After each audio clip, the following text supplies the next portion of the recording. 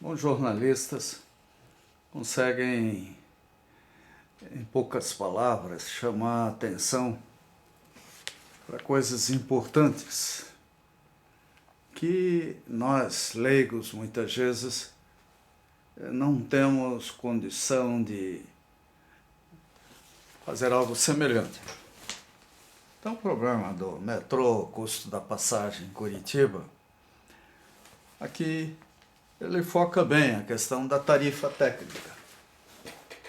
A tarifa técnica, ela é algo que é função das decisões tomadas do contrato existente entre concessionária e o poder concedente, ou concessionárias e poder concedente, normas técnicas e caprichos, fora outras coisas, né, que muitas vezes são impublicáveis, a menos que você tenha provas. Então, o que é importante nisso tudo é ponderar sobre subsídio, sobre a receita fiscal, sobre a capacidade que qualquer município tenha e quais são as suas prioridades. Infelizmente, o desperdício de dinheiro é muito grande. Nós temos um legislativo extremamente caro para assinar embaixo do que o Poder Executivo faz. Para isso a gente não teria necessidade de vereadores. Principalmente vereadores, ainda mais nas cidades, onde hoje, graças à internet ou em cidades pequenas, as praças públicas, como é na Suíça, o povo poderia participar, opinar e orientar o Poder Executivo sobre o que ele deve fazer. A vigilância compete ao Tribunal de Contas, ao Ministério Público, que infelizmente precisam evoluir muito também. Mas de qualquer forma, tarifa técnica. Temos um custo. Esse custo depende de um famoso IPK, que por sua vez é consequência direta do sistema de catracas de bilhetagem, que hoje é bastante sofisticado em Curitiba. Um dia desses eu perdi meu cartão Vale Idoso, fui lá, paguei R$13, sei lá, fiz um segundo cartão. No dia seguinte o cartão que eu tinha já não valia mais. Eu achei, fui usá-lo e ele estava bloqueado. Ou seja, à distância pode-se bloquear, desbloquear cartões, pode-se ver o que acontece. Um sistema dessa complexidade, com esse potencial, tem que ter lacres, controles, auditagens, vigilância por empresas independentes. Porque nós sabemos a capacidade que esses grandes grupos econômicos têm de influir no poder político. O que nós vemos e sabemos é que o Brasil não é modelo de seriedade.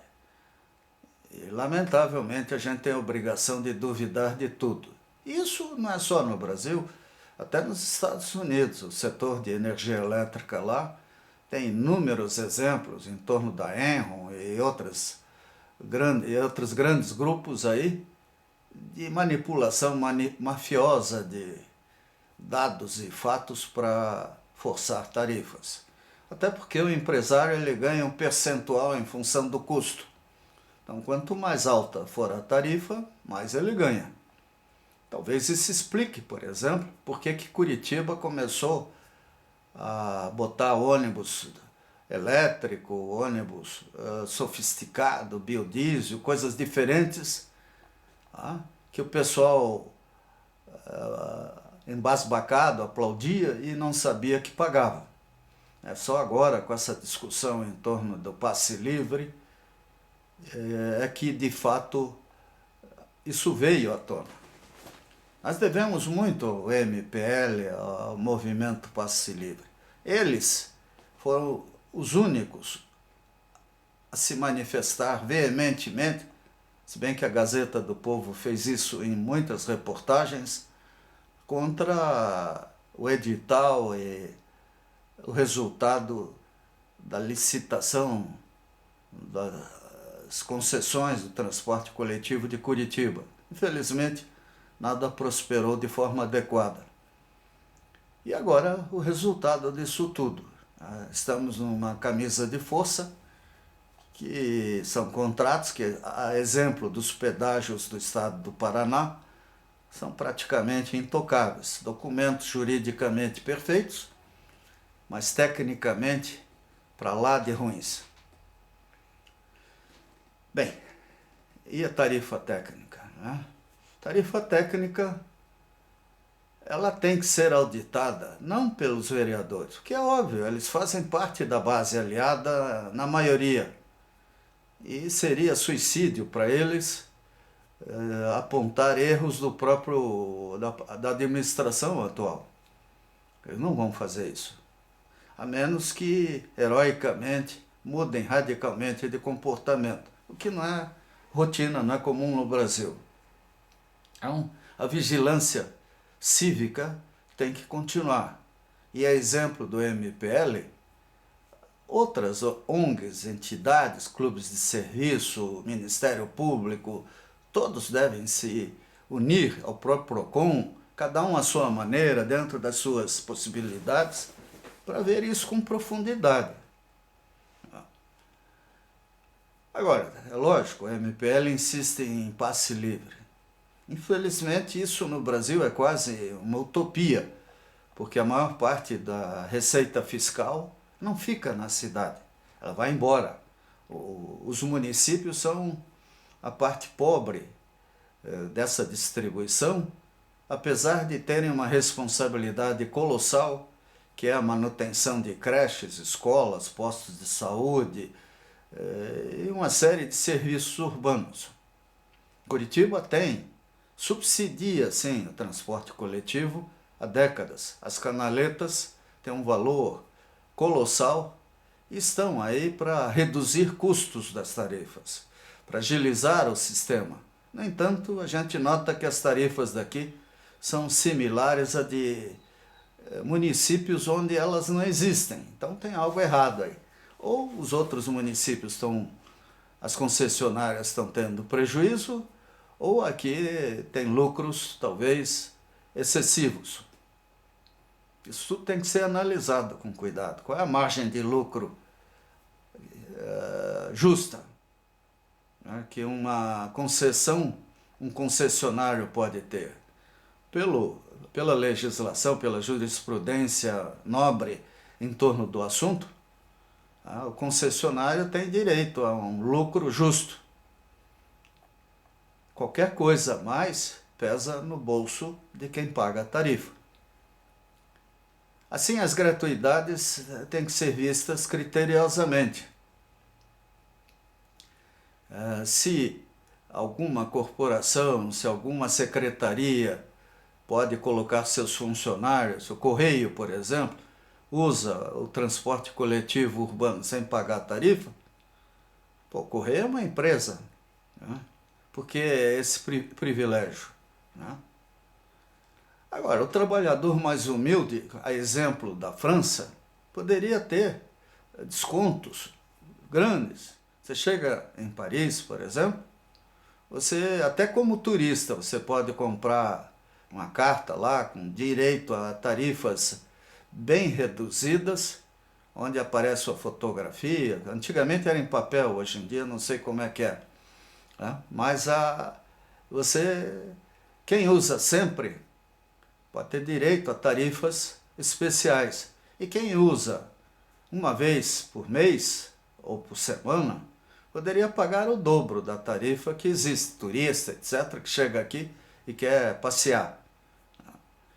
Então aí tem toda uma lógica tarifária que precisa ser recomposta e que foi perdida ao longo dos anos.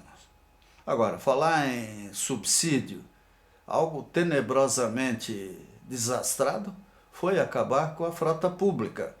Se ainda tivéssemos, dentro do próprio contrato que existe hoje para o transporte coletivo urbano de Curitiba, o poder de colocar a frota pública, essa frota, a critério político até, poderia ser infinitamente melhor, como é o caso do metrô.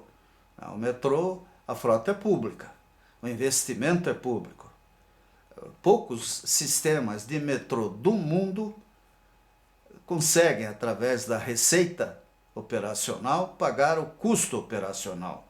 O custo operacional de sistemas metroviários pode, no primeiro, segundo ano, até ser baixo, mas é um sindicato fortíssimo e a manutenção, passados os prazos de garantia, tem custos elevadíssimos. E sem falar no custo de energia e coisas assim. Então, em torno da tarifa do metrô, do transporte coletivo urbano, nós temos, de fato, um exemplo dos erros cometidos em 1988, da distribuição dos impostos, do poder centralizador da União, que absorve a maior parte do dinheiro do contribuinte, e do mau uso do dinheiro, inclusive nos municípios. A ilusão dos conselhos. Na época, não havia outra opção a não ser a formação de conselhos. Hoje em dia, esses conselhos têm que ser virtuais. Não há necessidade de,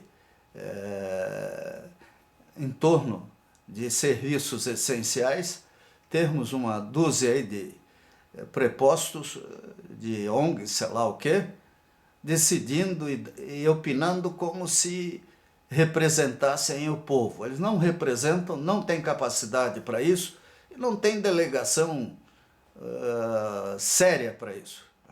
Qualquer conselho de qualquer concessionária, de qualquer serviço essencial, deveria ser formado por pessoas escolhidas pelo povo e não nem tampouco pelas instituições existentes. Não é a OAB ou coisa assim que ela não representa o povo, ela representa corporações. Nós temos que ter eleição direta para os conselhos, se esse modelo for mantido. Mas, não sendo, aí sim, vem as audiências públicas, vamos dizer assim, as consultas públicas via internet, via postos de votação na Rua das Flores, no centro, nos terminais. Nós poderíamos estar semanalmente ou mensalmente exercendo o nosso poder de análise, decisão e discussão através de urnas eletrônicas, de sistemas de coleta de opinião, mas coisa feita com honestidade, seriedade e segurança para o povo. Porque é óbvio, cada sistema de votação tem suas falhas e elas têm que ser minimizadas a qualquer custo. Então, consultas públicas teriam que ser rotina na administração do poder público, mas também dentro de uma dinâmica para fugir de um democratismo irresponsável. Quer dizer, se durante 6 meses o povo aprova uma coisa em sucessivas votações, se há um sistema via televisivo até de debates e discussões, tem aí TV educativa que pode ser usada para isso intensivamente, TVs digitais, YouTube, internet, blogs, nós teríamos um exercício de democracia direta fantástico, que na pior das hipóteses seria melhor do que tudo isso que a gente tem hoje no Brasil e que está levando o país a um clima de conflito perigoso. Isso é ruim para a democracia, é ruim para a liberdade, é ruim para o cidadão que gosta de pensar. e que gosta do seu povo e que se preocupa com o que acontece. Nós não precisamos de vereadores.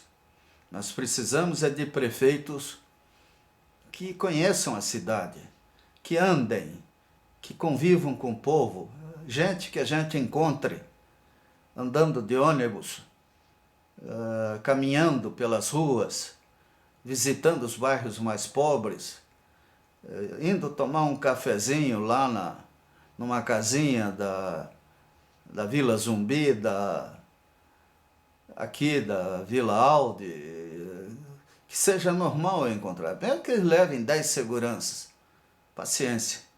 Infelizmente chegamos a um nível de violência estratosférico. Mas nós queremos ver os nossos governantes aí, não na televisão falando difícil. Porque o arquiteto tal disse isso, aquilo. Isso não está superado. Todas as lógicas de urbanismo de 30 anos atrás, hoje, estão superadas. O mundo sofreu uma revolução colossal. Temos novas realidades, novas teses. Isso tem que ser ponderado. A cidade em si tem que ser discutida permanentemente em qualquer clube de serviço, ONG, qualquer lugar. E não esporadicamente, eventualmente. Tudo bem, é difícil. Ter maturidade para isso não é fácil. A experiência, é preciso que as pessoas trabalhem menos e tenham mais tempo para estudar. Gastem mais tempo lendo coisas que prestam. Ensino à distância, cursos de todo tipo, para quem gosta. Nós precisamos dessas escolas de ensino à distância oferecendo certificados de todos os tipos possíveis. Elas têm, e aqui em Curitiba há boas escolas nesse sentido, capacidade de gerar cursos de altíssimo nível para todos. Não há necessidade de chegar numa universidade, pagar estacionamento, gastar horas num banquinho infantil, assistindo aulas que a gente poderia até refugar, porque nem sempre tem o padrão que seria necessário. Por outro lado, é importante que desde a creche, a escola, todos tenham um bom padrão de ensino. Aliás, nosso pesadelo, um prédio a gente começa pelo andar de baixo. No Brasil, o pessoal quer começar pelo andar de cima. Falta creche, a escola, o ensino fundamental tem que melhorar muito. Os professores têm que merecer respeito, têm que ser bem pagos. O ensino tem que ser em tempo integral. Agora, para isso, os municípios têm que ter receita, tem que ficar com a maior parte dos impostos que geram. E os municípios que não geram impostos? Eles não deveriam existir. Teriam que ser parte de municípios maiores, com mais recursos. Infelizmente, essa preocupação de criar cartórios e empregos através de geração de câmaras de vereadores e coisas assim, ela faz com que o Brasil hoje tenha municípios que não merecem nem o título de bairros de municípios maiores. Nós temos que ter um senso de realidade política. E aí vem uma racionalidade que é difícil até de imaginar que seja possível.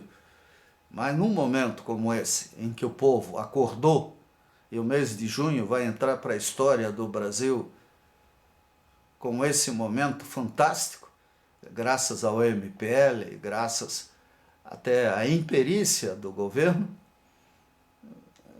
detonou irritações, abriu feridas, mostrou que o povo não está satisfeito e não se manifestou a favor desse ou daquele partido político, ideologia ou religião. O povo se manifestou pedindo coisas básicas. É como o Papa disse, não, ele vai falar dos pecados capitais. Nós temos os pecados capitais na política. E esses pecados capitais na política são a essência do problema que nós enfrentamos. O resto é detalhe, né? E fantasia, muitas vezes. É como utopias. Então, entre as utopias e a realidade, nós temos que trabalhar por soluções, nem para a esquerda, nem para a direita, e sim para aquilo que o povo precisa de fato e que o Brasil precisa para crescer de forma saudável. Não igual aos Estados Unidos ou qualquer outro país. Nenhum modelo importado serve para nós. Nós podemos criar um modelo tropicalizado de desenvolvimento inteligente. Lamentavelmente, nesses momentos, aparecem os grandes lobbies internacionais promovendo pessoas com carinha bonitinha e ideias ruins, que podem até ser boas, mas não são nossa prioridade. A nossa prioridade é educação, é saúde, é trabalho, segurança para o nosso povo e o direito a uma moradia justa, não esses cubículos que eles dizem que são casas populares, né? Não submetidos à especulação imobiliária, como vimos lá em Colombo, onde fundos de vale hoje valem uma fortuna e a Coapar encontra dificuldades de regularizar. Então, lamentavelmente, as coisas aconteceram de forma até criminosa ao longo desses anos. Por quê? Porque nós temos, inclusive, falhas no Poder Judiciário e na nossa jurisprudência que viabilizam o prolongamento interminável de processos, principalmente quando os criminosos são das elites, são ricos e têm poder para manipular situações. Isso é muito ruim no Brasil inteiro. Aqui, junto a nós, que moramos numa cidade até primorosamente melhor do que muitas outras, nós queremos que, no caso de Curitiba, ela venha a ser de fato uma cidade boa. E aí a reportagem do Galindo, né, saiu no blog dele, na Gazeta do Povo, sobre metrô e transporte coletivo, merece ser lida com cuidado, porque ela reflete uma série de problemas que nós temos aqui e que deve existir em outros lugares. É hora de abrir os olhos e de agir e reagir de forma lúcida.